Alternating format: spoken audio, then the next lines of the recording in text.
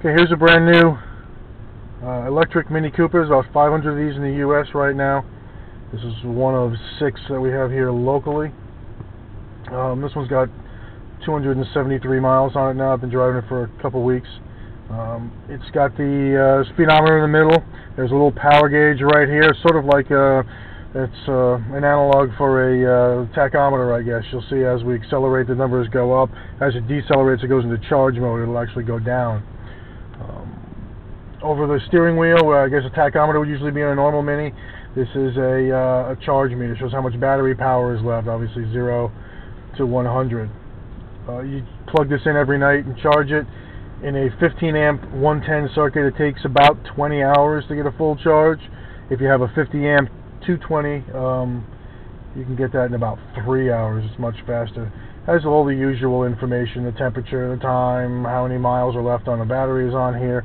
There's the gear shift indicator. The gears are only park, reverse, neutral, and drive. There's no first, second, third. This thing has no gearbox. As you accelerate, it just seamlessly accelerates. So we'll take off here. I'm going to turn off the AC because the AC actually makes more noise than the car does. A lot of times it drowns it out.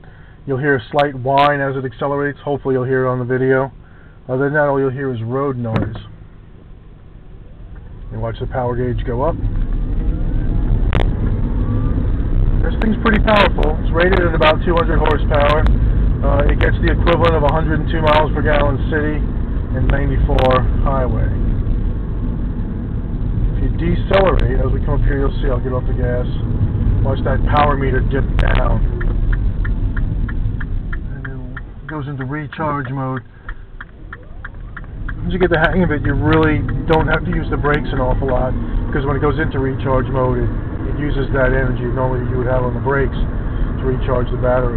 It gets about 90-ish miles on a charge, depending on how you drive and all. It's got 4-wheel discs, drives like a sports car, although it feels like it might be a little heavy. I've never driven a regular Mini, so I can't say for sure how to compare it, but I'll tell you it's a nice handling car. Here we go, it's chill mode.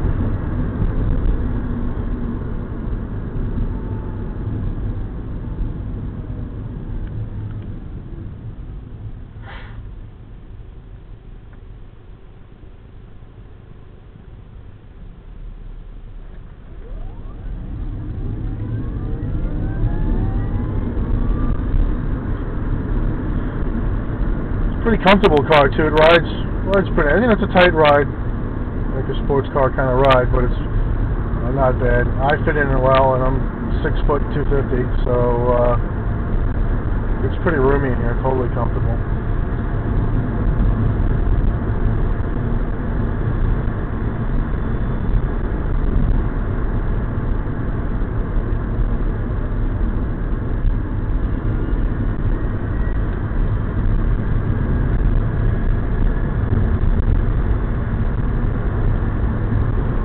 From the outside, it's just about impossible to hear this thing coming. It's a little, you gotta get used to it. It's creepy to drive because of that. It doesn't make any noise, and also you gotta realize that if you're in a parking lot or wherever, people cannot hear you.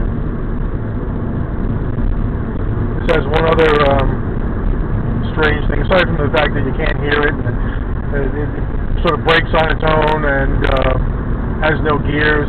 Also, the motor, I guess, disengages from the drivetrain when you come to a stop.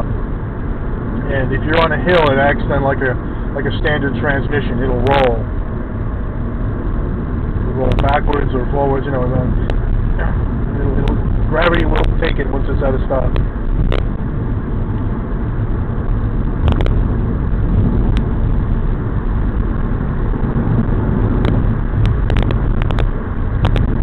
We have these as part of a 1-year evaluation plan, so I keep a log on this thing of anything that it does or doesn't do, anything that's strange about it.